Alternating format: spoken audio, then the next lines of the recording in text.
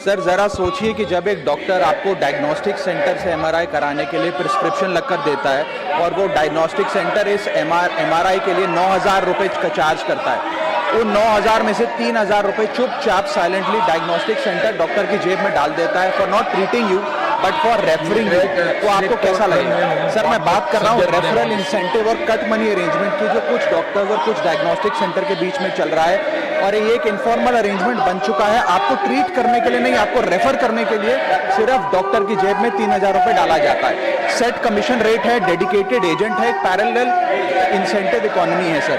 और sir sophisticated भाषा में इसे डॉक्टर का रेफरल कमीशन और डायग्नोस्टिक सेंटर के खातों में इसे मार्केटिंग एक्सपेंस के तौर पे लिखा जाता है।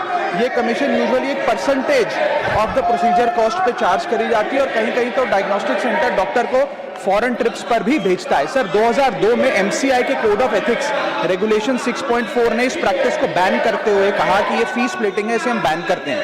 2023 में नेशनल मेडिकल कमीशन ने रजिस्टर्ड मेडिकल प्रैक्टिशनर रेगुलेशन 2023 ने इसे स्पेसिफिकली बैन किया, रेफरल कमीशन कहते हुए, और 1 से 3 महीने की सस्पेंशन तक लगा दी।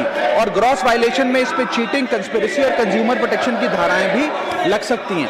सर ये जो कॉस्ट का बर्डन है, कट मनी का बर्डन, ये डायग्नोस्टिक सेंटर बियर नहीं करता, ये पेशेंट के इनवॉइस में, उसके बिल में बेक इन करके लगा दिया जाता है।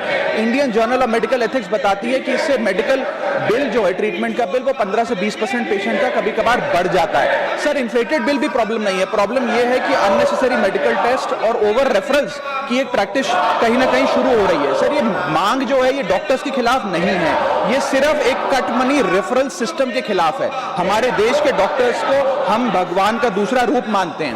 जब कोई जिंदगी मौत के बीच लड़ रहा होता है तो डॉक्टर उसकी उम्मीद की आखिरी किरण होती है, और ज्यादातर डॉक्टर सर पूरी ईमानदारी से, लगन से, निष्ठा से पेशेंट्स की सेवा करते हैं। लेकिन कुछ डॉक्टर, सम डॉक्टर्स इस रेफरल सिस्टम में फंस गए हैं। इसीलिए मैं ये कहना चाहूंगा कि पेशेंट्स खास तौर पे रेड फ्लैग्स का ध्यान रखें। जब कोई डॉक्टर आपको एक स्पेसिफिक डायग्नोस्टिक सेंटर पे जाने के लिए मजबूर करे तो समझें, यदि वो इरिटेट या अनहैप्पी हो जाए कि आपने इक्वली अक्रेडिटेड किसी और फैसिलिटी, डायग्नोस्टिक सेंटर या पैथोलॉब से जांच करा ली और नाराज हो जाए, तो आप उसको एक रेड फ्लैग की तरह ट्रीट करें। या यदि मार्केटिंग एग्जीक्यूटिव या आपको प्रमोशनल मटेरियल डायग्नोस्टिक सेंटर का अगर डॉक्टर के क्लिनिक में नजर आता है तो इसका भी खासी ध्यान रखें। सर मैं ये एक बहुत महत्वपूर्ण टॉपिक है, और खास तौर पे ये टीयर 2, टीयर 3 शहरों में देखा जाता है कि ये रेफरल कमीशन जो है डॉक्टर्स और डायग्नोस्टिक सेंटर के बीच में, ये एक इनफॉर्मल इकोनॉमी बनता जा रहा है, इसे रोकना चाहिए सर।